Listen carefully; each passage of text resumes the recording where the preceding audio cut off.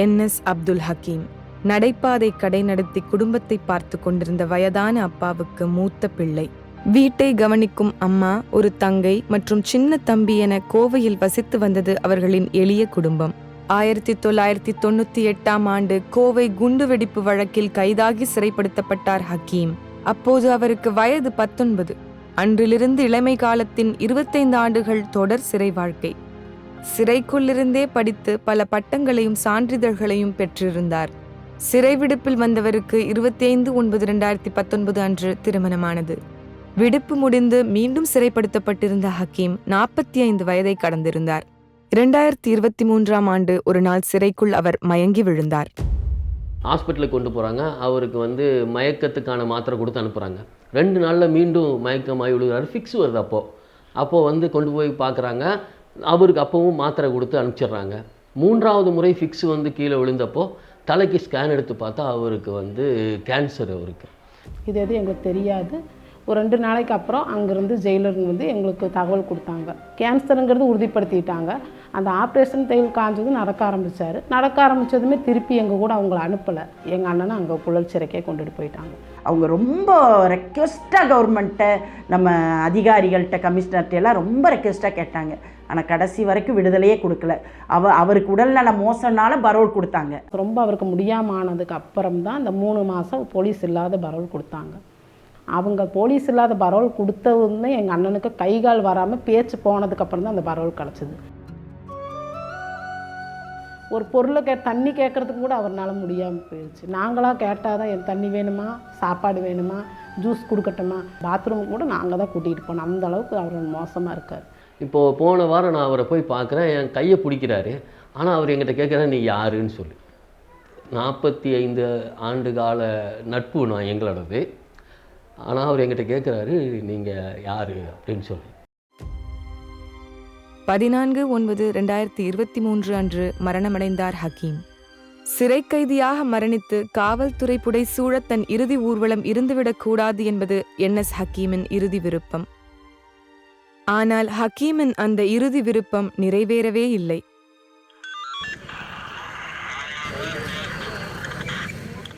சிறையில் இருக்கும்போதே சபூர் ரஹ்மான், முகமது ஒசீர், ரிஸ்வான் பாஷான்னு சொல்லி 3 பேர் இறந்தாங்க. எல்லாருமே நோயெல்லாம் இல்லை, அந்த மன உளைச்சல்னால ஏற்பட்டக்கூடிய அந்த இருதய அடைப்புனால உடனடியாக இறந்தாங்க. அபுத்தாகிரியாவது நீங்கள் விடுதலை செய்யுங்க, அவர் நோயாளின்னு சொல்லி அவர் ஒரு நாள் ரொம்ப சீரியஸ் ஆகி இறந்தும் போயிடுறாரு. 60 வயது பூர்த்தி அடைஞ்ச வயதானவர்களை கண்காணிப்பாளர், சிறை சூப்பரண்டே என்ன பண்ணலான்னு சொன்னால் விடுதலை பண்ணிடலான்னு சிறை விதி இருக்குது. ஆனால் இந்த பாஷாபாய்க்கு 82 வயசாயிடுச்சு. 40 வருஷம் அவர் சிறை வாழ்க்கை தாமா, 40 ஆண்டுகள் விடுதலையே கொடுக்கல. கோவை சிறையில் 25 ஆண்டுகளுக்கு மேலாக அடைக்கப்பட்டிருந்த பாட்ஷா பரோலில் வந்தார். கடந்த சில மாதங்களாக பரோலில் இருந்து வரும் பாட்ஷா உடல்நல குறைவு காரணமாக மாலை 6:20 மணிக்கு அவர் உயிரிழந்தார்.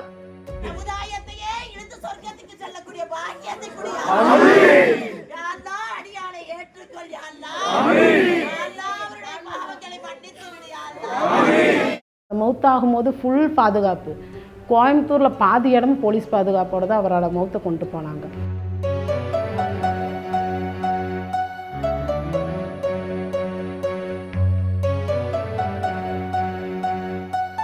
யாருமே விடுதலையாகியே போகாமல் சிறைவாசிகளாகவே மன்னரையில் அடைக்கப்பட்டாங்க.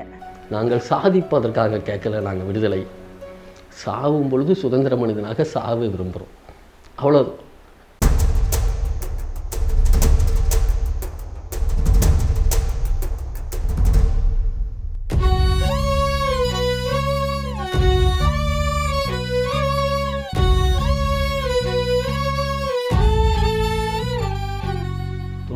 நடந்த குண்டுவெடிப்பு சம்பவத்தை நான் நியாயப்படுத்தி சொல்லலை.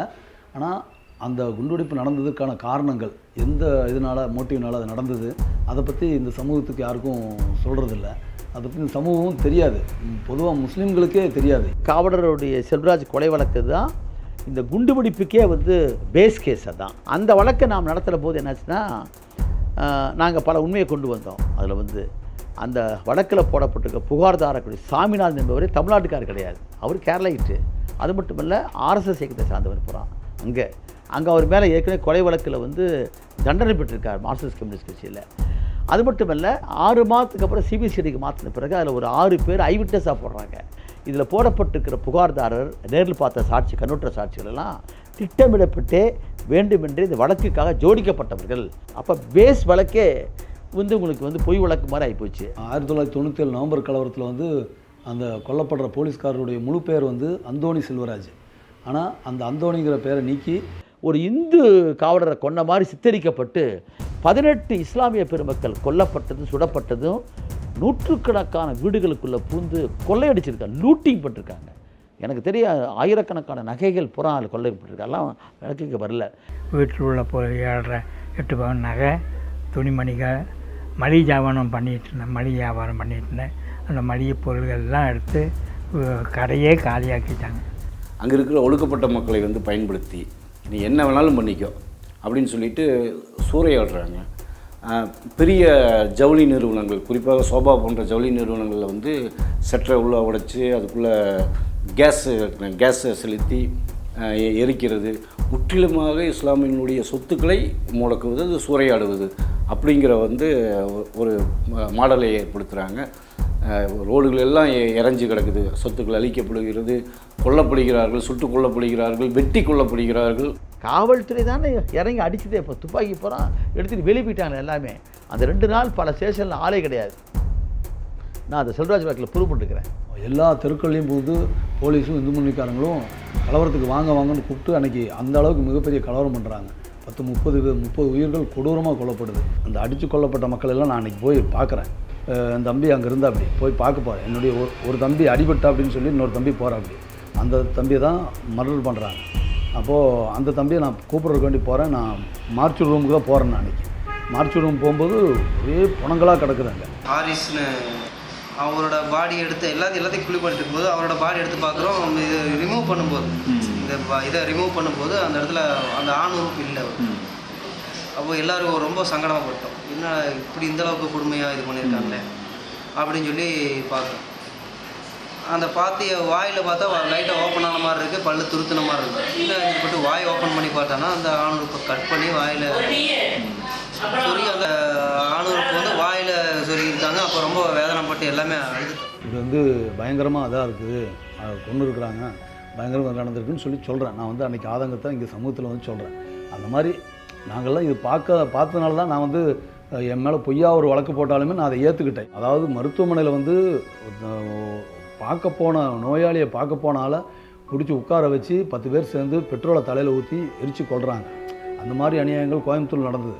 எங்கள் வக்கீல் வாதாடினது அதுதான். ஒரு அநியாயம் நடக்கும்போது தடுக்க வேண்டிய நிர்வாகமும், தடுக்க வேண்டிய காவல்துறையும், தடுக்க வேண்டிய அரசாங்கமும் என்னை பார்த்து வேடிக்கை பார்த்து கொண்டு இருந்தால் அந்த மாதிரி நடக்கிறது இயல்பு தான். எல்லாருமே வேடிக்கை கைகட்டி வேடிக்கை பார்த்தாங்க. அரசு முற்றிலுமாக ஸ்தம்பிச்சு போயிருந்தது. 3 நாட்கள் நீங்கள் கோவையில் வந்து அரசு நிர்வாகத்தினுடைய கட்டுப்பாட்டில் இல்லை, அது வந்து படுகொலையாளர்களுடைய கட்டுப்பாடுகளில் தான் அன்றைக்கு வந்து பெரிய வெறியாட்டம் நடந்தது. அன்றைக்கி படுகொலை செய்யப்பட்டவங்களுக்கு ஒரு ஆறுதலாக கூட நிற்கலை. அரசு வந்து அந்த மக்கள் பக்கத்தில் நிற்கலை. அன்னைக்கு இருந்த ஆட்சி வந்து திராவிட முன்னேற்ற கழகம் தான் அப்போது ஆட்சியில் இருக்குது. பயன்படுத்தி யார்? இந்துத்துவ அமைப்புகள் போகிறான். அப்படி பயன்படுத்தி திட்டமிடப்பட்டு நடப்பட்ட ஒரு படுகொலை தான், கலவரம் தான், வன்முறை தான். அது வந்து ஏறக்குறைய குஜராத்தில் நடந்த 2002 நடந்திருக்கக்கூடிய ஒரு படுகொலையை போன்ற ஒரு படுகொலை. அது வந்து கோயம்புத்தூர் மாடலை முன்வைத்து முழுமையாக வந்து நீங்கள் குஜராத்தில் இதே தான், அதையும் ஒப்பிட்டு பார்த்தீங்கன்னா குஜராத்தில் வந்து இதே மாதிரி தான் நடந்தது. அதற்கு மாடலாக கோயம்புத்தூர் இருந்தது. ஆனால் அந்த வழக்கு விசாரணையை பற்றி ஒரு சரியான ஒரு புலன் விசாரணை மேற்கொள்ளப்படாமல் சும்மா பேருக்கு போடப்பட்ட வழக்கில் போடப்பட்ட அத்தனை பேரும் விடுதலை செய்யப்பட்டாங்க. அந்த மாதிரி அநியாயங்களுக்கு கூட ஒரு நியாயமான நீதி கிடைக்கல. ஆனால் அவங்களுக்கு எந்த பாதிக்கப்பட்டவங்களுக்கு எந்த நிவாரணமும் கிடைக்கல. 19 பேர் கொல்லப்பட்டாங்க. சிறுபான்மையினர் காவலர்னு சொல்லப்படுகிற கருணாநிதி அவர்கள் வந்து எட்டி குடி பார்க்கல அந்த இடத்துக்கு. அந்த 18 உடல்களை கொண்டாந்து உக்கடத்தில் வின்சென்ட் ரோட்டில் வந்து பெரேடு பண்ணும்போது அதை பார்த்துருக்க இளைஞர்கள் வந்து அந்த கோவத்தில் தான் வந்து 14/2/98 அந்த குண்டுவெடிப்பில் வந்து ஏறக்குறைய 58 பேர் வந்து இறந்து போகிறாங்க. பல இடங்களில் 152 பேர் காயப்படுறாங்க. 6 கோடி ரூபா பெருமளுக்கு சேதமாகுது. பிப்ரவரி 14 1998 குண்டு வெடிக்கும் அப்படின்னு சொல்லி சாதாரண மக்களுக்கே தெரியும். இதை எப்படியாவது தடுத்து வந்து அமைதியை நிலைநாட்டணும்னு சொல்லிட்டு இஸ்லாமிய அமைப்புகள் வந்து அதுக்காக முன்முயற்சிகளை எடுத்தாங்க. அதையும் மீறி அதை வந்து நடந்திருக்குதுன்னா அது வந்து அரசு காவல்துறை அனுமதிச்சதுன்னு தான் சொல்ல முடியும். அதனால் இதெல்லாம் போலீஸுக்கு முன்கூட்டியே தெரியும். போலீஸும் இதில் வந்து அவங்களுடைய அவங்க கெட்டுப்போன பேரை வந்து சரி பண்ணுறதுக்காக வேண்டி இது அவங்களும் இதுக்கு வந்து சப்போர்ட் பண்ணி அனுமதிச்சிட்டாங்க. பல்வேறு மனித உரிமை ஆர்வலர்கள் வந்து இந்த சந்தேகங்களை எல்லாம் வந்து எழுப்பினாங்க. எப்படி வந்து காவல்துறை அலுவலகத்தில் முன்னாடி வச்சுருந்து வெடிக்கலை எடுத்துட்டாங்க, அத்வானியை பேச இருந்த மேடைக்கேறுகள் இருந்தது எப்படி எடுத்தீங்க, ஏன்னா கோட்ரஸில் இருந்தது எப்படி எடுத்தீங்க அப்படிங்கிற இந்த சந்தேகங்களெல்லாம் நிறைய பேர் அப்போவே வந்து எழுப்புனாங்க. அதில் வந்து அவங்க விசாரணை பண்ணி 2002 வந்து சார்ஜ் ஷீட் போட்டு அதில் 175 பேரை வந்து குற்றஞ்சாட்டப்பட்டவர்களாக காண்பிக்கப்பட்டு அதில் 167 பேரை கைது பண்ணி அந்த 167 பேர்த்தில் வந்து கோயம்புத்தூர்லேருந்து மேட்டுப்பாளையம் போகிற வழியில் கலைஞர் நகர், ஹோசிமின் நகர், அண்ணா நகர்னு இருக்குது போகிறான். அந்த பகுதி மக்களுக்கு இதுக்கு சம்மந்தமே கிடையாது. ஒரு 72 பேரை வந்து அந்த பகுதி மக்களுக்கு நடந்த சம்பவத்துக்கு வந்து சும்மா ஏதோ அவங்க தகராறுலாம் பண்ணி ஆர்ப்பாட்டம் பண்ணியிருக்காங்க, ரோடு மறியல் பண்ணியிருக்காங்க. அவங்கள கொண்டாந்து இந்த வழக்கில் சேர்த்தி ஆக மொத்தம் 175 பேரை காமிச்சு 2007 ஆகஸ்ட் மாதம் வந்து 1ஆம் தேதி அன்னைக்கு தீர்ப்பு சொல்கிறாங்க. அந்த 167 பேரில் 41 பேர்த்துக்கு வாழ்நாள் சிறை அது கொடுத்தாங்க. ஒரு 13 பேர்த்துக்கு வந்து 11 ஆண்டுகள் கொடுத்தாங்க. மற்றவங்களுக்கெல்லாம் 2 ஆண்டுகள்லேருந்து தண்டனை, 2 வருஷம், சில பேர்த்துக்கு 3 ஆண்டுகள், சில பேர்த்துக்கு 5 ஆண்டுகள், இப்படி ஒவ்வொருத்தருக்கும் ஒவ்வொரு விதமான தண்டனைகள் விதிக்கப்பட்டுச்சு. ஆனால் நாங்கள் எல்லாரும் சிறையில் இருந்த காலங்கள் 10 ஆண்டுகள். இதில் பெரும் அநீதி என்ன அப்படின்னா, பெரும் அநீதி 6 வருஷம் தண்டனை எப்போ சொல்கிறாங்கன்னா, நான் 10 வருஷம் சிறைவாசம், அதாவது 1998 ஜெயிலுக்கு போகிறேன். 2008 வரைக்கும் எனக்கு எந்த பெயிலோ எதுவுமே கொடுக்கப்படலை. 2008 வந்து எனக்கு ஜட்ஜ்மெண்ட் கொடுக்குறாங்க, 6 வருஷம் தண்டனை கொடுக்குறாங்க. அப்போ நான் 4 வருஷம் எக்ஸ்ட்ரா இருந்திருக்கிறேன். அப்போ நான் கேட்குறேன் அவங்கள்ட்ட, ரிலீஸ்னால் எப்படி சார், கேஸ்லேருந்து வழக்குலேருந்து விடுதலையா, இல்லை பாய் குறைஞ்ச தண்டனை தான் உங்களுக்கு அப்படிங்கிறாரு. அப்போ நான் சொல்கிறேன், குறைஞ்ச தண்டனை தான், நான் 10 வருஷம் இருந்துட்டேன், எனக்கு என்ன நிவாரணம் பண்ண போகிறீங்க அப்படின்னு. பாய் அந்த மாதிரிலாம் எதுவும் கேட்டுறாங்க பாய், நீங்கள் வந்து உங்களுக்கு கண்ணை மூடி காதை பற்றிட்டு நீங்கள் வந்து ஜட்ஜ்மெண்ட் கொடுப்பாங்க, உங்களை வெளியே விட்டுருவாங்க, நீங்கள் அப்படியே வந்துடலாம் அப்படி சொல்கிறாங்க, அப்படியே வந்துடலாம். அப்புறம் இதை கேட்டு நம்ம எப்படி பேசுவோம், நம்ம பேசவே இல்லை. அன்றைக்கி பிறகு வந்து ஹைகோர்ட்டில் அப்பீல் பண்ணோம். அப்பீலில் வந்து நாங்களே வந்து ஆர்கியூ பண்ணோம். வந்து இங்கே 41 பேருங்கிறத அதே வந்து அவங்க வந்து ரத்து பண்ணி 21 பேர் மட்டும்தான் வந்து இதில் வாழ்நாள் சிறையில் வந்து இருக்கக்கூடியன்னு சொல்லி பண்ணாங்க. 21 பேர்த்தில் பாட்சாபாயை பொறுத்த அளவுக்கு வந்து அப்பீலே வேணான்ட்டார். நான் உள்ளுக்குள்ளே இருந்தே நான் வந்து இதாகிக்கிறேன். இறந்து போனவங்க போக இப்போ பார்த்தீங்கன்னா 18 பேர் தான் சுப்ரீம் கோர்ட்டில் அப்பீலில் பெண்டிங் இருக்காங்க. இந்தியாவிலேயே இந்த கேஸு இதுவரை நீண்ட காலமாக நிலுவையில் இருக்கக்கூடிய வழக்கு இந்த வழக்கு தாங்க. கோயம்புத்தூர் குண்டுவெடிப்பு வழக்கை மட்டும் இதுவரை உச்சநீதிமன்றம் இறுதி விசாரணைக்கு எடுத்துக்கொள்ளப்படவே இல்லை. 10 ஆண்டுகள் வந்து நான் சிறையில் கழிச்சிருக்கேன். என்னைக்கு எங்களை வந்து கைது செய்து கொண்டு போய் வச்சாங்களோ அன்று முதல் நான் விடுதலை ஆகிற வரை இந்த 167 பேர்த்தில் ஒருத்தருக்கு கூட பிணை வழங்கப்படவே இல்லை. இடைக்கால பிணை கொடுக்கறது அல்லது உடல்நிலை சரியில்லாமல் கொடுக்கறதுங்கிறதெல்லாம் ஒரு மனித உரிமை பிரச்சனை. உலகத்தில் எங்கே வந்து தவறு செய்யப்பட்டு வழக்குகள் பதிவு செய்யப்பட்டாலும் உடனடியாக குற்றம் சாட்டப்பட்ட அன்றைக்கு நாங்கள் வந்து குற்றவாளிகள் அல்ல, குற்றம் சாட்டப்பட்டோர் தான். குற்றம் சாட்டப்பட்டோருக்கு பிணை வழங்கப்படும். அவருக்கு 2 வகையான வாய்ப்புகள் கொடுக்கப்படும். அவர் வெளியே வந்தால் அவருக்கு என்ன வழக்கு அவர் மேலே பதிவு செய்யப்பட்டிருக்கிறது, அவருக்காக வேண்டி சொல்லப்பட்ட சாட்சிகள் யார் யார் அப்படின்னு சொல்லி அவர் தெரிஞ்சுக்கிறதுக்கும், இந்த வழக்கை நல்ல வழக்கறிஞர்களை வைத்து எதிர்கொள்வதற்காக வேண்டியும் அவருக்கு பிணை வழங்கப்படும். அது பூலாந்தேவிக்கு கிடைக்குது. அதே மாதிரி இங்கே இருக்கிற லீலாவதியுள்ள பாதிக்கப்பட்டவங்க கிடைக்குது. 3 விவசாய கல்லூரி பெண்களை கொண்டவனுக்கு கிடைக்குது. ஆனால் இவர்களுக்கு மட்டும் கிடைக்க மாட்டேங்குது. அது காரணம் வந்து இவர்கள் இஸ்லாமியர்களோட ஒரே காரணத்துக்காக தான். இது வந்து மிகப்பெரிய வந்து சட்டவிரோதமான ஒன்று, அரசியல் சாசனுக்கு விரோதமான ஒன்று. இது நீதிமன்றத்துக்கே தெரியும் இது அநியாயம் சொல்லி. ஆனால் அதெல்லாம் யாரும் கேட்குறதுக்கு யாரும் இல்லை, எந்த நியாயமும் எங்களுக்கு கிடைக்கல.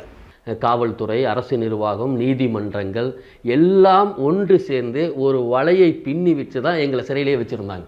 எல்லாமே முடிவு பண்ணிட்டான், எவனை கைது செய்யணும், எவனை சிறையில் வைக்கணும், எப்படியெல்லாம் வச்சுருக்கணும், எத்தனை ஆண்டுகள் வச்சுருக்கணும், நீதிமன்றம் இவங்களுக்கு என்ன பண்ணணும் அப்படின்னுங்கிற எல்லா முடிவுகளையும் பண்ணிட்டு தான் இதில் பண்ணுறாங்க. இவர்களுக்கு வந்து வெளியே வரக்கூடாதுங்கிறதுக்காகவே கோவை சிறைக்குள்ளேயே, சிறை வளாகத்துக்குள்ளேயே ஒரு நீதிமன்றத்தை வச்சு அப்படியே கூட்டு வர சொல்லிட்டாங்க. போடாமே யாரையுமே பத்திரிக்கையாளர்கள் மற்றவங்க யாரும் போய் பார்க்க முடியாது, வழக்கறிஞர்களும் போய் அந்த சாட்சியை பார்க்க முடியாது. நாங்கள் 167 பேருமே என்னைக்கு ஆஜர்படுத்தப்பட்டோமோ அதுக்கு பிறகு சார்ஜ் ஷீட் வாங்கிறதுக்காக மட்டும்தான் திரும்ப நாங்கள் என்ன பண்ணோம், இந்த நீதிமன்றத்தில் மேஜிஸ்ட்ரேட் கோர்ட்டில் ஆஜர்படுத்தப்பட்டோம். மேஜிஸ்ட்ரேட் கோர்ட்டில் ஆஜர்படுத்தி அந்த சார்ஜ் ஷீட் வாங்கிட்டு வரோம். சார்ஜ் ஷீட் வாங்கிட்டு வந்ததுக்கு பிறகு 3-4 மாதங்களுக்கு பிறகு சிறப்பு நீதிமன்றத்தில் தான் எங்களை வந்து 2வது ஆஜர்படுத்தினாங்க. எவ்வளோ பெரிய விதி மீறல் தெரியுமா? அங்கே ஆரம்பித்த சட்ட விதி மீறல் தான் எங்கள் தீர்ப்பு சொல்கிற அந்த நாள் வரை எல்லா வகையிலையும் சட்ட விதிமீறல்கள் தொடர்ந்து இருந்துகிட்டே இருந்துச்சு. டெரரிஸ்ட் லா கிடையாது இவங்களுக்கெல்லாம் ஐபிசி அஃபென்ஸ் தான். இந்திய தண்டனை சட்டத்தில் குறிக்கக்கூடிய அந்த பிரிவுகளும் எக்ஸ்ப்ளோசிவ்ஸ் ஆக்ட்டு, ஆர்ம்ஸ் ஆக்ட்டு, இந்த மாதிரி அப்புறம் 153A promoting disharmony among the people அப்படிங்கக்கூடிய இது இதாக இருந்துச்சு. ஒரு மனிதனுடைய 100% உரிமைகளும் மீறப்படக்கூடிய ஒரு இடம் சிறைச்சாலை. என்கிட்ட யாராவது சிறைச்சாலையை பற்றி கேட்டால் நான் இப்படி சொல்லுவேன், உலகத்தில் எங்காவது நரகம் இருக்கிறது என்று சொன்னால் அது சிறைச்சாலை தான் சொல்லுவேன். சிறையில் வந்து எங்களுக்கு வந்து சிறைக்குள்ளே ஒரு சிறை, அந்த சிறைக்குள்ளே ஒரு சிறை. நாங்கள் அப்படி 3 சிறை தாண்டி தான் நீங்கள் என்ன தான் ஜெயிலை அடித்து உடச்சி வந்தாலுமே எங்களை காப்பாற்ற முடியாது. ஏன்னா நாங்கள் அப்படிப்பட்ட செக்யூரிட்டியில் இருக்கிறோம். மற்ற சிறைவாசிகளோடு பேச முடியாது, மற்ற சிறைவாசிகளை சந்திக்க முடியாது. 10ஆம் பிளாக் மட்டும் தனியாக ஒரு மதில் சுவர் கட்டி, மதில் சுவர் இருக்கும், அதற்கு பிறகு ஒரு மதில் சுவர் இருக்கும், அதுக்கு மேலே மின்வெளி போட்டிருப்பாங்க, எலக்ட்ரிக்கல் ஃபுல்லாக போட்டு சிறைக்குள்ளும் சிறை வைக்கப்பட்டவர்கள் நாங்கள். அதாவது சிறைங்கிறது லாக்கப் 6 மணிக்கு காலையில் லாக்கப் திறக்கணும், சாயந்தரம் 6 மணிக்கு தான் லாக்கப் பூட்டணும். ஆனால் எங்களை வந்து 1 வருஷமாக திறந்தே விடலை. எங்கள் சிறையை வந்து எங்கள் கொட்டடி திறந்தே விடலை. எங்களை பனிஷ்மெண்ட்டுன்னு சொல்லி அப்படி ஒரு 1 வருஷம் வச்சுருந்தாங்களே. சிறை வந்து தனித்துறை. சிறைங்கிறது தனித்துறை. அதற்கு மேனுவல் தனி, அதற்கு டிஜிபி தனி, எல்லாமே தனி. ஆனால் 97-98 பிறகு என்ன ஆகுதுன்னா, சிறைத்துறை வந்து காவல்துறை தன்னுடைய கட்டுப்பாடுகளை கொஞ்சம் கொஞ்சமாக கொண்டு வராங்க. காவல் சட்டங்களை வந்து அங்கே கொஞ்சம் கொஞ்சமாக அமுல்படுத்தி சிறைக்குள்ளே போய் ஒரு 10, 25, 30 காவலர்கள் உள்ளே வர்றாங்க. என்னடா பண்ணுற, துவா செய்றியா, போ உனக்கு அல்லாஹ் வந்து நல்லது பண்ணிட்டான் அப்படின்னு சொல்கிறான் ஒருத்தன். அப்போ சிலது இன்னும் கதவு திறந்தே பிடிச்சி இழுத்து போட்டு கரா மாதிரி அடிக்கிறாங்க. எங்களை வந்து திடீர்னு வந்து எங்கள் ரூமில் சோதனை பண்ணாங்க. சோதனை பண்ணி எங்களை வந்து அடிக்க ஆரம்பித்தாங்க. செவுத்தில் வந்து கையை செவுத்தில் வச்சு நிற்க சொல்லிவிட்டு இங்கேருந்து அடித்தா கீழே வரைக்கும் அடிப்போம். அப்படி லைனாக கோடாக இருக்கும். அடித்து அம்மனத்தோடு வந்து சிறையில் முன்னாடி கேட்டில் வைக்கிறாங்க. அப்புறம் எனக்கு வாயெல்லாம் ரத்தம் வருது. துணிமணி, எங்களுடைய பாத்திர பண்டங்கள் எல்லாம் எடுத்து வெளியே போட்டு எங்களை வந்து நிர்வாணமாலாம் விட்டுட்டு போனாங்க. நாங்கள் வந்து அப்படி 1 வருஷமாக அந்த பனிஷ்மெண்ட்டில் இருந்தோம். 1 வருஷமாக எங்களுக்கு திறக்கவே இல்லை. நீதிமன்றத்தில் நாங்கள் கேட்குறோம், இந்த மாதிரி வந்து எங்களை வந்து அடிக்கிறாங்க சிறையில் அப்படின்னு சொல்கிறோம். நீதிமன்றம் அதை வந்து ஏன்னு கூட கேட்கல. சரி, பனிஷ்மெண்ட்டுங்கிறது அப்படி தான். அடித்தாங்கன்னா அடித்து வித்தவுட் பண்ணி உள்ளே போட்டுருவாங்க. போலீஸ் எல்லாம் அடித்தது என்ன அடிக்கலை, வயசான ஆளுகள் என்ன அடிக்கலை, மீதுள்ள பயணிகள் தான் அடிச்சிருக்காங்க. 1 வருஷம் எங்களுக்கு வந்து தொழுகவே அனுமதிக்கலைங்க. நாங்கள் வந்து தொழுகவே அனுமதிக்கல. ட்ரெஸ் இல்லை, உணவு சரியான உணவு இல்லை, தண்ணிகளும் இப்படி தான். தண்ணியில் வந்து ஒரு வார்டர் வந்து காலையில் வந்து யூரின் அடிக்கிறார். நாங்கள் குடிக்கிற தண்ணியில் ட்ரம்மில் வந்து யூரின் அடிக்கிறார். அந்த மாதிரிலாம் எங்களுக்கு வந்து நிறைய கொடுமைகள் நடந்தது. அந்த நாளெல்லாம் ஒவ்வொரு நாளும் ஒவ்வொரு யுகங்கள் போல் போகும். 3 மாதம் வரும். வெறும் நிர்வாணம் தான், அப்படியே சுருண்டு தான் இருப்போம். ஒன்றுமே இருக்காது அந்த ரூமில். 3 பேர் இருப்போம். 3 பேரும் நிர்வாணமாக இருக்கும். எப்படி இருக்கும்? அவமானமாக இருக்கும். அவன் ஒரு பக்கம் சுருண்டு கிடப்பான், இங்கே ஒரு பக்கம் நாம் ஒரு பக்கம் சுருண்டு கிடப்போம். அவனுடைய அந்த காரை போட்டு வச்சுருப்பான்ல, அந்த காரையில் ஷூ சவுண்டு கேட்டாலே கொலையெல்லாம் நடுங்கும். இன்றைக்கி எவனும் அடிக்க பக்கத்து ரூமில் இருக்கிறவனை போட்டு அடிப்பான். அவன் அல்லா அல்லா அல்லா அல்லான்னு கத்துவான். அந்த அல்லா அல்லான்னு கத்தும்போது நமக்கு அழுகையாக வரும். நாடா இப்படி போட்டு அடிக்கிறானுங்களே அப்படி சொல்லி. அந்த கடுமையாக அந்த தாக்குதல் வந்து இருந்துச்சு. அவங்க சென்ட்ரல் கவர்மெண்ட் வந்து பிஜேபி கவர்மெண்ட். அப்போது 2வது ஸ்டேட் கவர்மெண்ட்டு வந்து கருணாநிதி இருந்தால் கூட அவங்களோட கூட்டணி அன்னைக்கு, அதனால தான் அவ்வளோ கடுமையாக தாக்குனாங்க. புதுக்கூட்டாளிகள் வந்து மனங்கோணாமல் நடந்து கொள்வதற்கான அத்தனை வேலையும் ஐயா கருணாநிதி அவர்கள் செஞ்சாங்க. பியூசியிலுடைய தேசியத்தில் வேறு அந்த கேஜி கண்ணபுரான் அவரை நான் கூப்பிட்டு வந்தோம். அவர் தான் பார்லிமெண்ட் அட்டாக் கேஸ் போய் ஆர்கியூ பண்ணவர். பல தமிழ்நாட்டில் இந்தியா முழுக்க வந்து மனித உரிமைகளுக்காக உரிமைகளை பெற்றுக் கொடுத்த ஒரு மாபெரும் மனிதன் வந்து கேஜி கண்ணபுரான். அவர் எல்லாம் கேட்டுட்டு அவர் கேட்ட முதல் கேள்வி தான், இந்த இத்தனை பெரிய 11 குண்டுவெடிப்புக்கு காரணமானதுன்னு சொல்கிறீங்க, இவங்களை குண்டு வெடிச்சான்னு சொல்கிறீங்க, இதற்கு என்ன காரணம் அப்படின்னா 18 இஸ்லாமியர்களை வந்து கொண்டுட்டான்னு சொல்கிறீங்கல்ல, அப்போ 18 இஸ்லாமியர் கொன்றவர் யாருன்னு கேட்டார். நீங்கள் சார்ஜ் ஷீட்டில் போடணுமில்ல, இவங்க ஏன் குண்டு வச்சாங்கன்னா அந்த 18 இஸ்லாமியரை கொண்டுட்டாங்க, இஸ்லாமிய வீடுகளை போய் இந்த கொள்ளையடிச்சிட்டாங்க, சூறையாடல் பண்ணாங்க. அப்போ அந்த 18 இஸ்லாமியரை கொன்றது யார் அப்படிங்கிற விஷயத்தை ஏன் நீ வைக்கல? அதனுடைய தொடர்ச்சி தானே இது, மோட்டிவ்ங்கிறது அதுதானே, ஏன் வைக்கலன்னு கேட்டார். பதில் சொல்ல முடியல. அது மட்டும் இல்லை, அவர் சொன்னார் இட்ஸ் எ டிஸ்டிங்டிவ் டிஸ்கிரிமினேஷன் வார்த்தையை பயன்படுத்தினார். அடுத்த நாள் ஹிந்து பேப்பரில் இந்தியா முழுக்க வந்துச்சு. நான் பார்த்த வரைக்கும் இது மாதிரி ஒரு புலிக்கூண்டுக்குள்ளே சிங்கக்கூண்டுக்குள்ளே வைக்கிற மாதிரி குற்றஞ்சாட்டப்படுற உள்ளே உட்கார வச்சுக்கிட்டு அவங்களுக்கு எந்த விதமான வாய்ப்பும் கொடுக்காம அவர் ஒரு இஸ்லாமியர்கள் காரணமாக செஞ்சப்பட்டனால இது பாரபட்சமான விசாரணை, distinctive discrimination on the score that they belong to Muslim religion அப்படின்னு சொல்லி பேசினார். அதுவே ஒரு மிகப்பெரிய தாக்கத்தை ஏற்படுத்தி இந்தியாவில். எல்லா சிறைச்சாலைகள்லையும் சிறை காவலர்கள் தான் வெளியே இருப்பாங்க. 2 பக்கமும் சிறை காவலர்கள் இருப்பாங்க. 3ஆவதாக மனு ரூம் இருக்கும். மனு ரூமில் வந்து ஒரு அசிஸ்டன்ட் ஜெயிலர் இருப்பார். அவர் வந்து என்ன பண்ணுவார்னா அந்த பொருளை வாங்கி சோதிச்சுட்டு தான் உள்ளே தருவார். ஆனால் கோயம்புத்தூர் சிறையில் போலீஸு தான் சர்ச் பண்ணுவாங்க இது எல்லாம். சிறையில் 2 கம்பி போட்டுருவாங்க, இங்கே ஒன்று அங்கே ஒன்று. எங்களுக்கு இப்படி நின்று இப்போ சவுண்ட் விட்டு எவ்வளோ பேசினாலுமே நல்லா மனம் திறந்து எங்களுக்கு பேச முடியாது. மனசார எதுவும் பேச, நல்லா இருக்கீங்களா, நல்லா இருக்கோம் அப்படின்னு சவுண்ட் விடுவார். நீங்கள் நல்லா இருக்கீங்களா, நல்லா இருக்கிறோம், சாப்பிட்றக்கெல்லாம் வாங்கிட்டு வந்திருக்கிறோம், சாப்பிடுங்க. அதையே நாங்கள் ரொம்ப சவுண்டாக தான் பேசணும், அப்போ தான் காது கேட்கும். அவருக்கு என்ன பிரச்சனைங்கிறதும் கூட நாங்கள் கேட்க முடியாத சூழ்நிலை. பார்க்கவுமா அவ்வளோ தொலைவில் அவ்வளோ செலவு பண்ணிட்டு போவோம், அந்த 2 வார்த்தையை தான் பேசிட்டு திரும்ப வருவோம். வரும்போதே போலீஸு அந்த காவல்துறையெல்லாம் தாண்டி தானே வர்றாங்க. அவங்க வந்து குடும்ப சூழ்நிலையை மட்டும்தான் சொல்லுவாங்க, எல்லாம் வெளியே என்ன நடக்கிறதுங்கிறது எங்களுக்கு எதுவுமே தெரியாது. குழந்தைகளை காட்டுவாங்க, இது சொல்லுவாங்க, குழந்தைகளை தொட்டு கூட பார்க்க முடியாது. அப்போது எங்கள் குடும்ப பெண்கள் பட்ட அவமானங்கள் இருக்கு பாருங்க, படைச்ச ரப்புக்கு தான் தெரியும். அவ்வளவு அவமானங்களை அவங்க சந்திப்பாங்க. நாங்கள் போய் மனு பார்க்கும்போது பின்னாடி வந்து காவலர்கள் நின்றுட்டு இருப்பாங்க. அவங்க வந்து எங்களை வந்து என்ன பண்ணுவாங்கன்னா வேணும்ன்ட்டு பெண்களை வந்து ஒரு கிண்டல் பண்ணுவாங்க.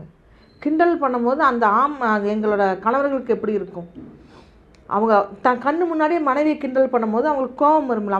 அவங்க வந்து ஏதோ பண்ணணும், இவங்க ஏதாச்சும் பிரச்சனை பண்ணி ஏதாச்சும் ரகலை ஆயிடுச்சுன்னு சொன்னால் உடனே ஃபோர்ஸ் இறக்கி அவங்கள அடிக்கணுங்கிற ஒரு தாட்டில் அந்த மாதிரி செய்வாங்க. என்ன இவங்கள பண்ணால் ஏதாவது பண்ணுவாங்களோன்னு சொல்லி பார்த்தாங்க.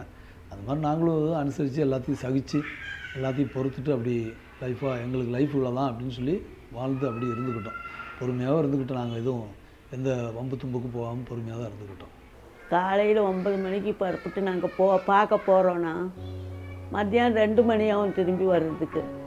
ஆனால் இங்கேருந்து நடந்து பஸ் ஸ்டாண்டு போய் பஸ் ஏறி அங்கேருந்து நடந்து ஜெயில் கேட்டெல்லாம் தாண்டி போய் எனக்கு வையாயே உடம்பு சரியில்லாமல் ஆயிடுச்சு. 10 வருஷம் நடந்தே போவோம். வரும்போது அங்கேருந்து நடந்தே தான் வருவோம். இங்கேருந்து நடந்து போய் நம்ம பொருள்களை கொண்டு போவாங்க. இது கொண்டு வர வேண்டாம், அது கொண்டு வர வேண்டாம்னு சொல்லுவாங்க. பழம் ஒரு மாதிரியான எடுத்து வீசிடுவாங்க. பிரெட்டு வாங்கிட்டு போக முடியாது, அதை அம்புடு பிரித்து பார்க்குவாங்க, என்ன வச்சுட்டு வந்திருக்கிறாங்களோன்னு. நாங்கள் மக்களையும் கொடுத்து மக்கள் சாவடிக்கிறதுக்கு மருந்தியமாக கொண்டு போய் கொடுக்குவோம். அப்பா தண்ணி கூட கொண்டு போக முடியாது, நம்ம கையில் எதுவுமே கொண்டு போகாமல் ரொம்ப தூரம் தொலையாக நடக்கணும். நடந்து போய் தான் அந்த மனுவை பார்த்துட்டு அவ்வளோ நேரம் அந்த கம்பிக்கு பின்னால் நின்று பேசிட்டு வரணும். அந்த பொருள் கொண்டு போகணுமல்ல, அதுக்கு வேண்டிய பொருளாதாரம் கூட எங்கள்கிட்ட இருக்காது. போயிட்டு வர்றாண்ட 300 ரூபா 400 ரூபா வேணும். இந்த சென்னைக்கு மாற்றினதுக்கு அப்புறம் தான் ரொம்ப சிரமப்பட்டோம். நாங்கள் எங்களால் அவ்வளோ செலவெல்லாம் பண்ணி பார்க்க போக முடியாது, அந்தளவு குடும்ப சூழ்நிலை. அதனால் நாங்கள் பார்க்க கொஞ்ச நாள் போகாமையே இருந்தோம். அப்புறம் திருப்பி இடையில ஒரு வாய்ப்பு கிடைக்கும் போது போவோம். அப்போது கடனை வாங்கிட்டு ஏதாவது சாப்பிட்றதுக்கு வாங்கிட்டு அந்த ட்ரெயின் செலவுக்கும் போட்டுட்டு நைட் ட்ரெயின் ஏறுவோம். காலையில் போய் சேருவோம். காலெல்லாம் வீங்கிடும் எனக்கு ட்ரெயினில் உட்காந்து. திருப்பி காலையில் போய் ஏதோ ஒரு கடையில் சாப்பிடவும் கூட நிற்க மாட்டேன். எங்களுக்கு அப்படியே சிறைக்கு போகிறதுக்கு அந்த ஜங்ஷன்லேருந்து 3/4 மணி நேரம் புழல் சிறைக்கு. அங்கே போய் மனு எழுதி ரொம்ப சிரமம். மதியானம் 1 மணி 2 மணி ஆயிரும். திருப்பி அங்கேருந்து ஒரு 1/2 மணி நேரம் பார்க்க காமிக்குவாங்க, பேசுவோம். திருப்பி ஜங்ஷன் வந்து ஏறி இவ்வளோ தொலைவில் நாங்கள் வருவோம். போகிறதே தூரம், எங்களை அப்படி அலைக்கழிப்பாங்க, இப்படி போங்க அப்படி போங்கன்னு சொல்லி நாங்கள் இங்கேருந்து போய் பார்த்துட்டு வீட்டில் வந்து 2 நாளைக்கு 3 நாளைக்கு எனக்கு எந்திரிக்க முடியாமல் செத்த போன மாட்டு நாங்கள் கிடப்போம். ஆனால் ஜெயிலுக்கு நடக்கிற மாதிரி யாரையும் எல்லாம் வைக்கக்கூடாது. மௌன 10-12 ஆண்டுகள் வரைக்கும் எந்த விதமான ஒரு பரவலோ எதுவுமே கிடையாது. நாங்கள் போவோம், பார்ப்போம், வருவோம், அவ்வளோதான். அதுக்கப்புறமா கொஞ்சம் கொஞ்சமாக பரவல் கொடுக்க ஆரம்பித்தாங்க. காலையில் வந்து சாயங்காலம் ஒரு 8 மணி நேரம் பரவல் கொடுத்தாங்க.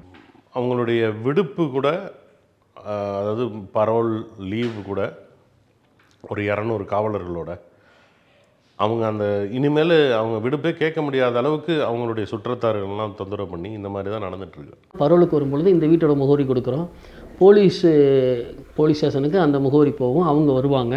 அவங்க வந்து என்ன ஏதுன்னு கேட்பாங்க. ரெண்டாவது போலீஸ் இங்கே தான் அவரை கூட்டிகிட்டு வரும். அந்த நோன்பு திறக்கக்கூடிய நேரத்தில் அவங்க அங்கே இருக்க முடியாது. 5 மணிக்கு கூட்டிகிட்டு போயிடுவாங்க, 5 மணிக்கு கூட்டிகிட்டு போயிடுவாங்க. நோன்பு திறக்கிற நேரத்தில் இருக்க முடியாது. காலையில் வர்றாங்க, சாயங்காலம் போகிறாங்க. அந்த மாதிரி சூழ்நிலை வரும்போது அவங்க எங்கள் ஹவுஸ் ஓனர் என்ன சொல்கிறாங்கன்னு சொன்னால், நீங்கள் வந்து இன்றைக்கி வந்துட்டீங்க, நாங்கள் எல்லாத்தையும் இஃப்தார் விருந்துக்கு நாங்கள் அழைச்சிருந்தோம், இவ்வளோ போலீஸ் வந்தனால எங்களுக்கு ரொம்ப சங்கடமாக போச்சுன்னு அவங்க என்னை வந்து கூப்பிட்டு ரொம்ப மன வருத்தப்படுற அளவுக்கு அவங்க பேசிட்டாங்க. அப்போ நான் அவங்கள்ட்ட சொன்னேன், என் கணவர் வந்தாருங்கிற சந்தோஷத்தை விட ஏன் வந்தாருன்ற கவலை தாங்க எனக்கு அதிகமாக இருக்குது அப்படின்னு சொல்லிட்டு ரொம்ப மனவேதனை தான். இது கொஞ்சம் வந்தவங்க ஒரு வாய் சோறு கூட சாப்பிடல. வீட்டில் வந்தாங்க, இருந்தாங்க, குழந்தைகளை பார்த்தாங்க, அவங்க போயிட்டாங்க.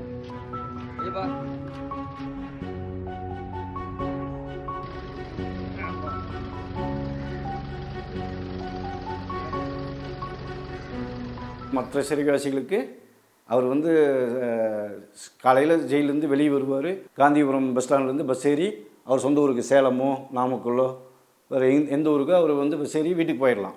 ஆனால் இஸ்லாமியர்களுக்கு அப்படி இல்லை. வழிகாவலோடு தான் ஒரு சிறைவாசியை விடுப்பு கொடுத்து அனுப்புவாங்க. அந்த வழிகாவல் எப்போ கிடைக்குதோ அப்போ தான் சிறை விடுப்பு கிடைக்கும். 2 ஆண்டுகள் சிறையில் கழிச்சா அவனுக்கு வந்து 3 மாத பரோல் வழிகாவல் இல்லாமல் கொடுக்குறாங்க. 25 ஆண்டுகளை கழித்த எங்களுக்கு ஒரே ஒரு நாள் தான் பரோலே தரும், வழிகாவலோடு. அது வந்து சிறையை வந்து இங்கே தான் ப்ரிசன்னு நம்ம சொல்கிறோம். யூஸ்வலாக அதோட பேர் வந்து கரெக்ஷனல் சென்டர் தான். ஒரு தவறை திருத்துறதுக்கான ஒரு இடமா தான் சிறை இருக்கணும்.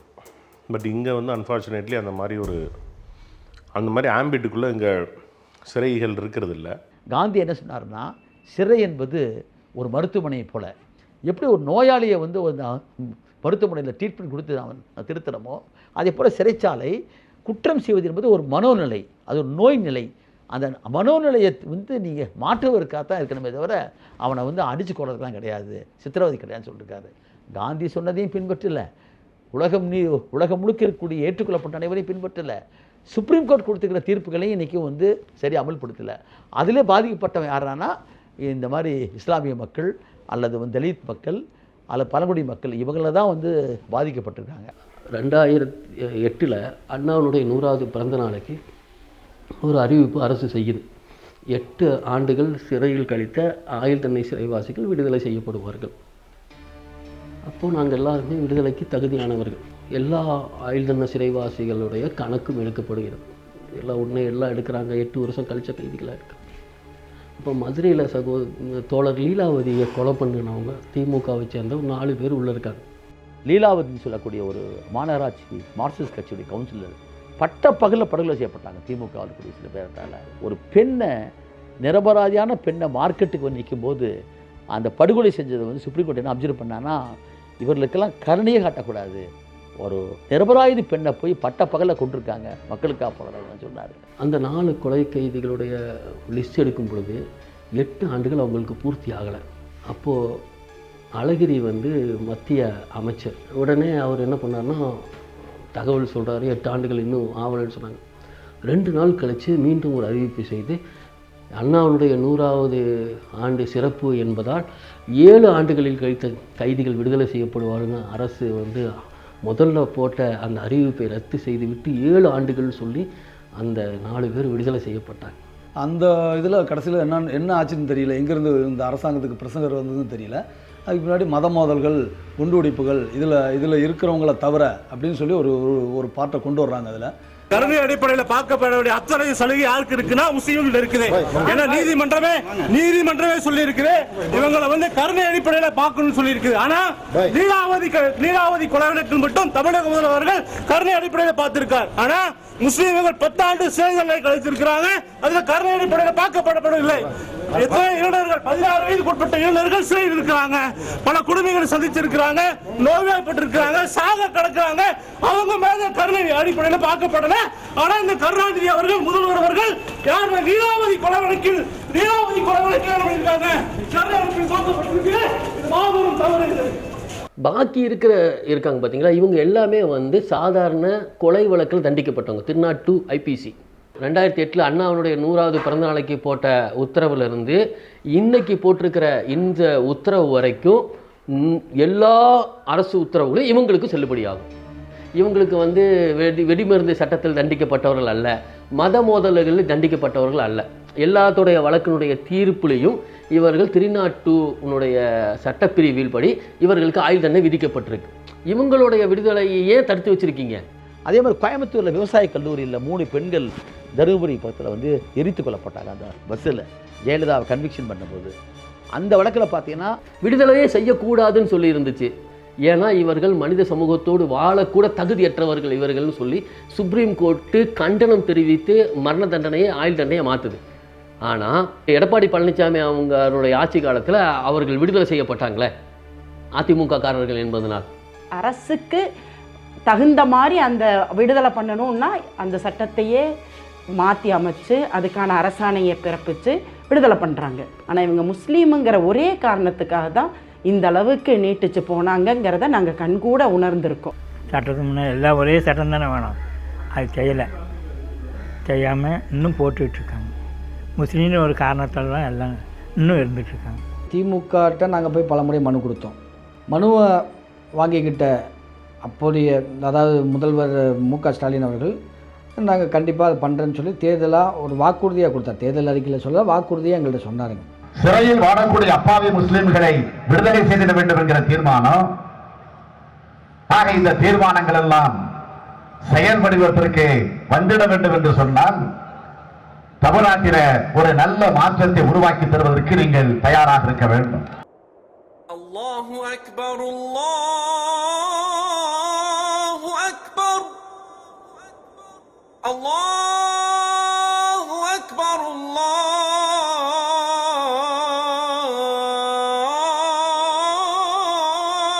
அக்பர். 2021 டிசம்பர் மாதம் ஆதிநாதன் குழு வந்து அமைக்கிறதாக அறிவித்தாங்க. அந்த ஆதிநாதன் குழு முறைப்படி சம்பந்தப்பட்ட சிறைவாசி குடும்பங்களை பார்க்கணும், சம்பந்தப்பட்ட விசாரணை அதிகாரிகளை பார்க்கணும், சம்பந்தப்பட்ட சிறைவாசிகளின் உடல்நலை பார்க்கணும். அந்த ஆணையங்கிறது என்டையர் எல்லாத்தையும் கேட்கணும். கருத்துரு கேட்டு தான் முடிவெடுப்பு தான் ஆணையம். அந்த ஆதிநாதன் குழு அப்படி நடைபெறவில்லை. ஏதோ ஒரு விஷயம் செய்யக்கூடாதுன்னா குழுவை போட்டுருவாங்க அந்த காலத்தில். அந்த மாதிரி உங்களை ஏமாத்துறாங்கம்மா, நீங்களும் ஏமாந்து சுற்றிட்டே இருக்கிறீங்க. எல்லாத்துக்கும் ஒரு குழு போட்டீங்க. அந்த குழு ஆதிநாதன் குழுன்னு சொல்கிறாங்க. அது யார் ஆதிநாதன் என்னான்னு சொல்லி எங்கள் காது கேட்குற வரைக்கும் ஒரு இதெல்லாம் ஒரு கண் துடைப்பு நாடகம்னு சொல்கிறாங்க. 2 விஹெச்பி மெம்பர்ஸ், அவங்க வந்து கண்ணன் சசிகுமார் 2 பேர். அவங்களால ஒரு இஸ்லாமியர் கொல்லப்படுறாரு. அதில் கோர்ட்டோடைய நெருக்கடியிலையோ இல்லைன்னா கோர்ட்டோட நெருக்கடி இல்லாமலோ கூட இவங்க வந்து விடுதலை செய்ய தயாராக இருக்காங்க. ஸோ இது வந்து டிஸ்கிரிமினேஷன் இருக்குங்க. ஒரு பக்கமும் சட்டப்பூர்வமான முயற்சிகளை நாம் எடுக்கிறோம்.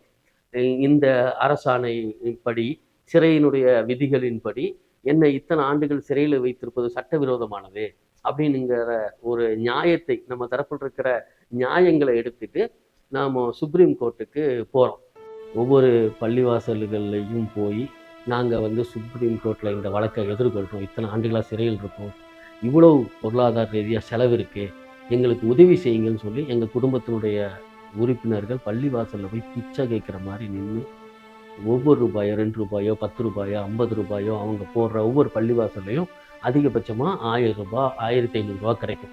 இப்படி வந்து தமிழ்நாட்டில் இருக்கிற எல்லா பள்ளிவாசல்களுக்கு முன்பு நின்றும் நாங்கள் இந்த பிச்சையை எடுத்து அதையே லட்சமாக்கி 2 லட்சமாக்கி 5 லட்சமாக்கி தான் வக்கீல்களுக்கு கொண்டு போய் கொடுக்குறோம்.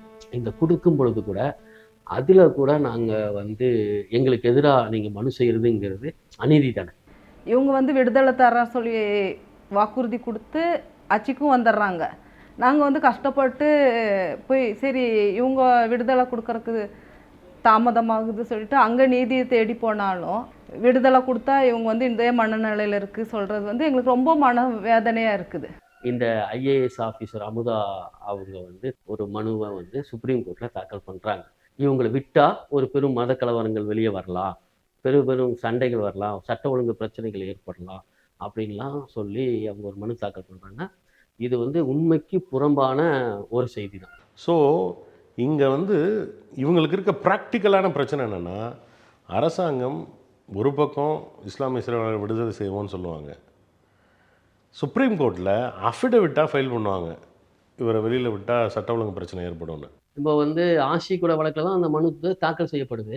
ஆனால் ஆஷிக்கு வந்து தமிழக அரசால் சிறை நிர்வாகத்தால் எந்தெந்த படிப்பெல்லாம் உள்ள அங்கீகரிக்கப்பட்டிருக்கின்றதோ அத்தனை படிப்பையுமே அவர் படிக்கிறார். இதில் பார்த்தீங்கன்னா வக்கீலுக்கு படித்தவங்க இருக்காங்க, பல பேர் உள்ளுக்குள்ளேருந்தே படித்து பட்டதாரியாக இருக்காங்க பல பேர். அப்படிலாம் இருந்தும் கூட இந்த வாய்ப்பை வந்து இவங்களுக்கு வந்து அரசு வந்து தரல. ஆனால் இங்கே ஈக்குவலாக இல்லை, இன்ஈக்குவலாக இருக்காங்க, டிஸ்கிரிமினேட் பண்ணுறாங்கன்றது அது வெட்ட வெளிச்சமாக தெரியுது. அவங்க வேணால் ஜஸ்டிஃபை பண்ணலாம், இல்லை நாங்கள் இது திராவிட மாடல் அரசு அப்படிலாம் பண்ண முடியாது, நாங்கள் எல்லாத்தையும் ஈக்குவலாக தான் பார்க்குறோன்னு சொல்லிக்கலாமே இல்லையா. பட் இங்கே இன்இக்வாலிட்டி இருக்குது. இங்கே இஸ்லாமிய சிறைவாசிகளுக்கும் இஸ்லாமியர்களுக்கும் ஒரு வகையான பாரபட்சம் காட்டப்படுகிறது, அது யாரும் மறுக்க முடியாது. ஒரு கைதி வெளியே வந்தால் பாதிச்சிடும் நீங்கள் சொல்கிறீங்கன்னா, அப்போ தமிழ்நாட்டில் சட்ட ஒழுங்கை பாதுகாக்கிறதுக்கு இங்கே யாருமே இல்லையா? உளவுத்துறை அதிகாரிகள் இல்லையா? காவல்துறை அதிகாரி இல்லையா? இவங்கெல்லாம் இருக்காங்க தானே. இதையெல்லாம் பார்த்து அவங்கெல்லாம் இவங்களை கண்காணித்து தானே வச்சுருக்காங்க.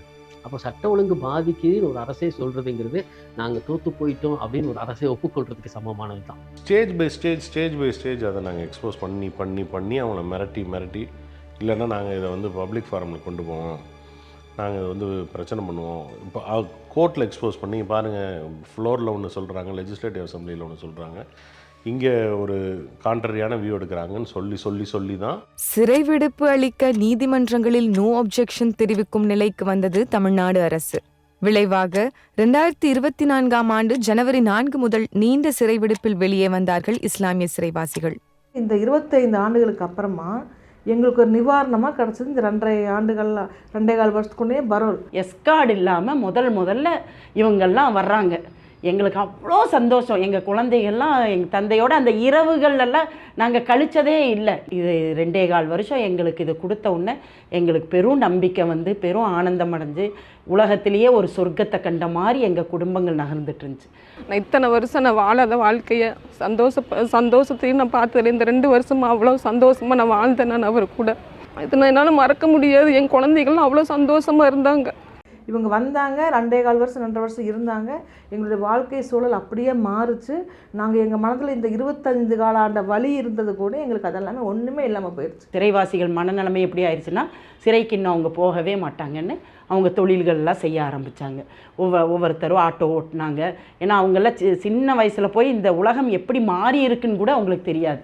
அதனால் அவங்களுக்கு சடனாக எந்த வேலையும் செய்ய முடியாது. எல்லாருமே 50 வயதை கடந்தவர்களாகவும் ஆகிட்டாங்க. இந்த 2.5 வருஷத்தில் நீதிமன்றம் சொன்ன மாதிரி வாரத்துக்கு ஒரு முறை காவல் நிலையத்தில் போய் கையெழுத்து போட்டிருக்காங்க. இவங்க வந்து எந்த விதமான வழக்குகளும் இவங்க வாங்கினதில்லை, சட்டவிரோதமாக நடந்து கொண்டதில்லை, எதுவுமே இவங்களுக்குள்ளே இல்லை. 2 ஆண்டுகள் விடுப்பில் இருந்தவங்க, 2.25 வருஷம் விடுப்பில் இருந்தவங்க தன்னுடைய குடும்பத்தோடு சமூகத்தில் வாழ்கிறாங்க. எந்த விதமான பிரச்சனையும் கிடையாது. ஆனால் இப்போ சமயத்தில் வந்து என்னாச்சுன்னா, சென்னை உயர்நீதிமன்றம் வந்து அந்த தீர்ப்பில் ஒவ்வொரு தடவையும் நீங்கள் வந்து விடுப்புக்காக எங்கிட்ட வரீங்க, நீ ஹைகோர்ட்டுக்கு வரீங்க, ஸ்டேட் கவர்மெண்ட்டுக்கே பவர் இருக்கும்போது நீ ஏன் வரீங்க? 2.25 வருஷமாக நாங்கள் கோர்ட்டு உங்களுக்கு சலுகை கொடுத்துட்டு தான் இருந்துகிட்ருக்கோம். உங்களுக்கு நோ அப்ஜெக்ஷன் கொடுத்துட்டே தான் இருக்காங்க. அப்போ இந்த மக்கள் மேலே கவர்மெண்ட்டுக்கு நல்ல ஒரு அபிப்பிராயம் இருக்கத்தானே செய்யுது. எதுக்கு கோர்ட்டுடைய நேரத்தை நீங்கள் வீணடிக்கிறீங்க? நீங்கள் வந்து விட்டுட்டுருக்கிற அந்த பரோலையே நீட்டிச்சு விடலாம். இவங்களுடைய முன்விடுதலையை 3 மாதத்திற்குள்ளே பரிசீலனை பண்ணி விடுதலையும் கொடுக்கலாம். ஆகவே நீங்கள் எதாக இருந்தால் ஸ்டேட் கவர்மெண்ட் போய் கேட்டுக்கன்னு சொல்லிட்டாரு. அப்படின்னு விளைவு என்னாச்சுன்னா, 2.5 வருஷம் சமூகத்தோடு வாழ்ந்துருந்தவங்க எல்லாம் குடும்பத்தோட பேரம்பேத்தியோட பள்ளிக்கூடத்துக்கு கொண்டு வரக்கூடியவங்கெல்லாம் இன்றைக்கி என்னாச்சுன்னா 2.5 வருஷம் வாழ்ந்து போட்டு சிறைக்குள்ள போய் படாத கஷ்டப்பட்டுருக்காங்க. இவ்வளவுக்கு பிறகும் கடந்த 2025 நவம்பர் 17 அன்று விடுப்பு முடிந்து சிறைவாசிகள் மீண்டும் சிறைக்கு திரும்ப வேண்டியதாயிற்று. 2 ஆண்டுகள் குடும்பங்களோடும் சமூகத்தோடும் கலந்து விட்டிருந்த அவர்கள் திரும்பவும் சிறைகளில் முடங்கி போனார்கள். என் குழந்தைகளும் நாங்களும் சந்தோஷமாக இருந்தோம். மீண்டும் 2 ஆண்டுகள் கழித்து அவர்கள் சிறையில் மறுபடியும் அடைக்கப்பட்டாங்க. அதனால் நாங்கள் ரொம்ப பாதிக்கப்பட்டிருக்கோம். நானும் என் குழந்தைகளும் அவங்க சீக்கிரம் விடுதலை செய்யணும். என் குழந்தை மனு பார்க்க போயிட்டு அவரை தூக்க முடியல, என் அத்தை தூக்க மாட்டேங்கிறாருன்னு சொல்லிட்டு ரொம்ப வேதனைப்பட்டான். ஸ்கூலுக்கு கொண்டு போய் விடுறதும் அவர் தான் விட்டுட்டு இருந்தார். இப்போ அத்தை வந்தால் தான் போவேனுங்கிற மாதிரி அவன் ஓடியாடுறான். என்னால் 3 பசங்களை வச்சு ஸ்கூலுக்கு அனுப்புறது ரொம்ப சிரமமாக இருக்குது. தொழில் வியாபாரம் எதுவும் இல்லாமல் ரொம்ப கஷ்டமாக இருக்குது எங்களுக்கு. அவங்க சீக்கிரம் வரணும், விடுதலையாகி வரணும். இப்போ திரும்பவும் சிறைக்கு போயிட்டாங்க இல்லையா? அப்போ எங்களுக்கு வந்து பழைய சுமைகளை விட அதிகப்படியான சுமை எங்கள் தலையில் வந்து விழுந்துருச்சு. இப்போ முதல்லையாவது நம்ம வாழ்க்கை இப்படி தான் அப்படின்னு சொல்லி நாங்கள் வாழ்ந்துட்டு இருந்தோம். இப்போ பார்த்தீங்கன்னா இந்த ஒரு வாழ்க்கையுடைய சுவை எங்களுக்கு தெரிஞ்சிருச்சு. குழந்தைகளும் தந்தையுடைய அரவணைப்பில் வளர்ந்துட்டாங்க. அவங்களுக்கும் பயங்கர பிரச்சனையாயிடுச்சு. மனதளவில் அவங்க பாதிக்கப்பட்டாங்க. இப்போ அந்த குழந்தைக்கு போர்டு எக்ஸாம் எழுதக்கூடிய வயதில் இருக்காங்க. இப்போ இந்த தந்தை இழந்தது வந்து அவங்களுக்கு ரொம்ப ஸ்ட்ரெஸ் ஆகி எல்லா குடும்பத்தில் அந்த குழந்தைகளுக்கும் அது பாதிப்பு இருக்குது. எல்லா குழந்தைகளும் 10வது 12வது போர்டு எக்ஸாம் எழுதுகிறாங்க. மத வழக்க கூட இவர் கிடையாது. நாகூர் கொலை கேஸு இருந்தாலும் இவரை வந்து 26 வருஷமாக உள்ளே வச்சுருக்குறாங்க. இவர் விடுதலை செய்யறதுக்கு என்ன இவரை தடுக்குதுங்கிறது தெரியல. எங்களுக்கு கல்யாணமாகி 1.5 வருஷம் ஆகுது. ஜூலை 10 2024 ஜூலை 10 கல்யாணம் ஆச்சு. என்னை 1.5 வருஷமாக நல்லா பார்த்துக்கிட்டாரு. ஆட்டோ டிரைவர், ஆட்டோ ஓட்டிகிட்டு இருந்தார். எந்த கெட்ட வழக்கமும் கிடையாது. நல்லா பார்த்துக்கிட்டாரு. எனக்கு அவர் இல்லாதது ரொம்ப பெரிய இழப்பாக தெரியுது. திடீர்னு இப்போது அவர் போனது ரொம்ப பெரிய வருத்தமாக இருக்குது. அதுவும் இல்லை இப்போ நான் கன்சீவாக இருக்கேன். அவர் போய் 1 வாரத்தில் இந்த விஷயம் தெரியும்.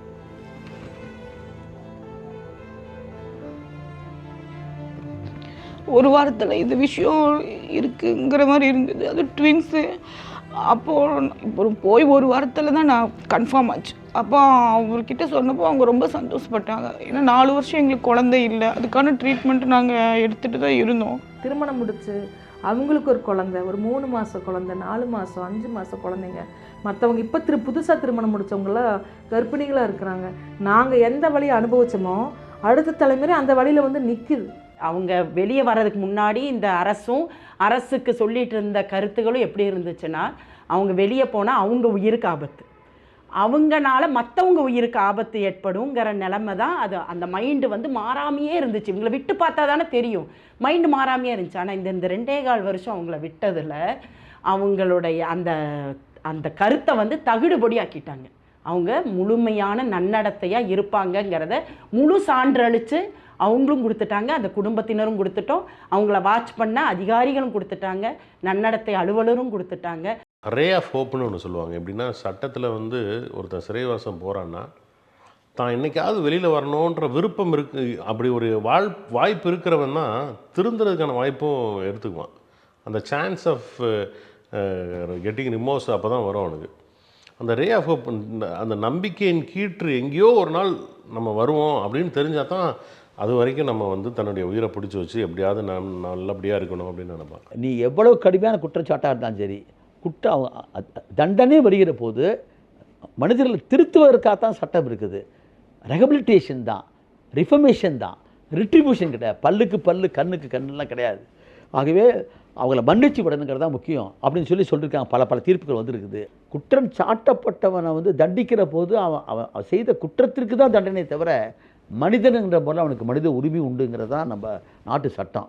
ஏன்னா ஐநா மன்றத்தில் நாம் வந்து சித்திரவதைக்கு எதிரான இதில் நாம் கையெழுத்து போட்டுக்கிறோம். சிறையில் இருக்கிறவங்களுக்கு மட்டும் அது தண்டனை இல்லை, மொத்த குடும்பத்திற்கு, குழந்தைகளுக்கு, எல்லாருக்குமே அது வந்து ஒரு மிகப்பெரிய தண்டனையாக இருந்தது. காவல்துறை மட்டும் ஒன்றும் இல்லைங்க. அந்த ஜஹாங்கீருக்கு வந்து நீ வந்து லைசன்ஸ் இல்லை, சட்டப்படி பார்த்தா அது அஃபென்ஸ் கிடையாது, நோட்டீஸ் கொடுத்தா போதும். அவன் உனக்கு நோட்டீஸ் தரேன், நீ ஃபைனை கட்டுன்னு சொல்லியிருந்தால் பிரச்சனை முடிஞ்சு போயிருக்கும். அவன் தான் A26 அந்த பாம்பிளாஸ் கேஸில் நல்லா ஞாபகம் இருக்கு எனக்கு. ஸோ ஜஹாங்கீர்கிட்ட வந்து ஒரு மோட்டார் வெஹிக்கிள்ஸ் ஆக்ட் பிரகாரம் ஒரு நோட்டீஸ் கொடுத்துருந்தீங்கன்னா இது சம்பவம் நடந்திருக்காது. அதாவது சந்திரசேகருக்கும் இவர் வந்து அன்சாரி கலையில் வாய் வார்த்தை வந்திருக்காது. அதை ஒட்டி ஒரு செல்வராஜ் கொலை செய்யப்பட்டிருக்க மாட்டார், அதை ஒட்டி 18 பேர் கொல்லப்பட்டிருக்க மாட்டாங்க, அதை ஒட்டி ஒரு பெரிய இது வந்திருக்காது. இது காரணம் என்ன? காவல்துறையுடைய அணுகுமுறை தான். இஸ்லாமியன்னா நீ வேறு மாதிரி ட்ரீட் பண்ணுவேன், அதான் கேட்க வராது. ஏன் மற்றவனெல்லாம் நீ வெளியே அனுப்பிச்சி விட்ற, இவரை மட்டும் உள்ளே உட்கார சொல்லி கேட்க போகிறாரு. அப்போ நீ சட்டப்படி ரைட், அப்போ நான் பண்ணல தப்பு தான், இந்த நோட்டீஸ் கொடுத்துருந்தா பிரச்சனை முடிஞ்சு போயிருக்கும். இதுதான் அடிப்படை. இப்போது நான் என்ன கேட்குறேன் அப்படின்னா, நாங்கள் வந்து 98 குண்டுவெடிப்பு வழக்கில் கைது செய்யப்பட்டோம் என்பதற்காகவே நாங்கள் இந்த உலகத்தில் வாழ தகுதி இல்லாதவர்களா? உள்ளே சிறையில் அடைச்சிருக்கீங்க, அல்லது 50 வயசை நாங்கள் எட்டி பிடிக்கும்போது எங்களை மரணிக்க செஞ்சிடுறீங்க, அல்லது எங்களுக்கு பிறக்கிற குழந்தைகள் ஊனமாக பிறக்கிறது, அல்லது எங்களுக்கு குழந்தையே பிறக்காமல் போய்விடுகின்றது. நாங்கள் எல்லாமே இந்த உலகத்தில் எங்களுடைய தலைமுறையை முடிச்சிடணும் முடிவு இல்லைங்கதா? எங்களுடைய தலைமுறையை முடிச்சுட்டாங்க. எப்படிப்பட்ட துர்பாக்கியம் தெரியுமா? நாங்கள் எல்லா இடத்திலையும் நாங்கள் அனாதையாக்கப்பட்டவர்கள். நாங்கள் எங்களை சுதந்திர மனிதனாக கூட நீங்கள் சாக விட மாட்டேனுங்கிறதுல உங்களுக்கு என்ன ஆசை என்பதுதான் அரசுக்கு முன்னால் நாம் வைப்ப கேள்வி.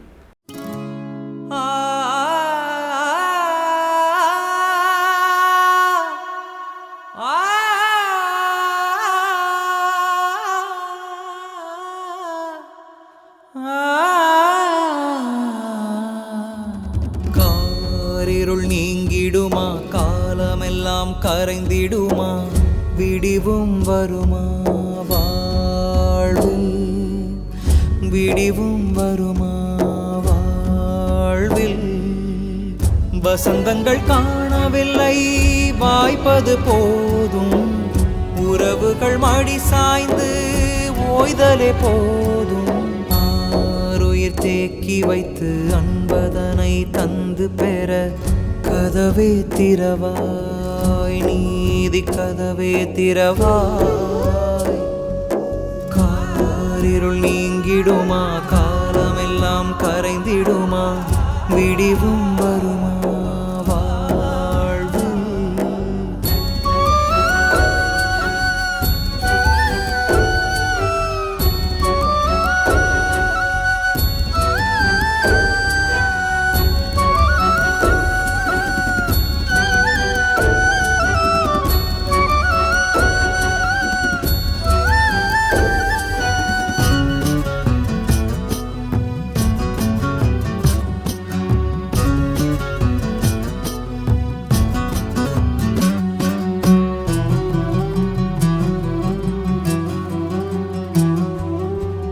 சிறகுகள் சிதைந்த பறவைகளாக கூண்டிட ஏதான் ஆண்டுகள் போக, திறப்பதை மறுப்பதுவா நியாயம்? வீடுகள் தனிப்பட்டு உறவுகள் வதைப்பட்டு, வறுமையின் தீனாவும் முதுமையின் கொடுநோவும், வெறுமையில் தள்ளும் தனிமையில் கொள்ளும், இரவினில் செல்லும் நிலவிதை சொல்லும்.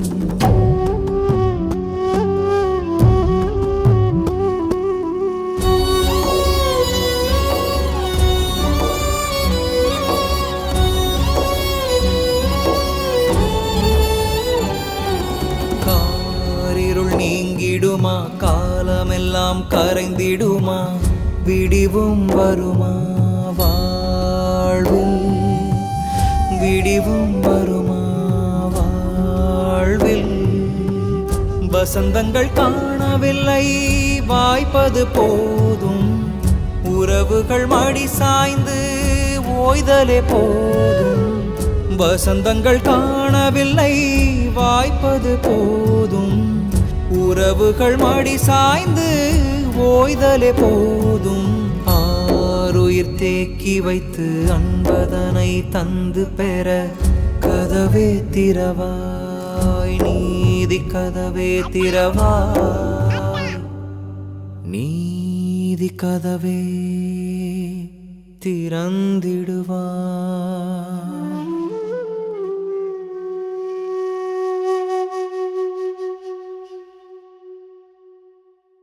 வலிமையடையும் கோரிக்கைகள்.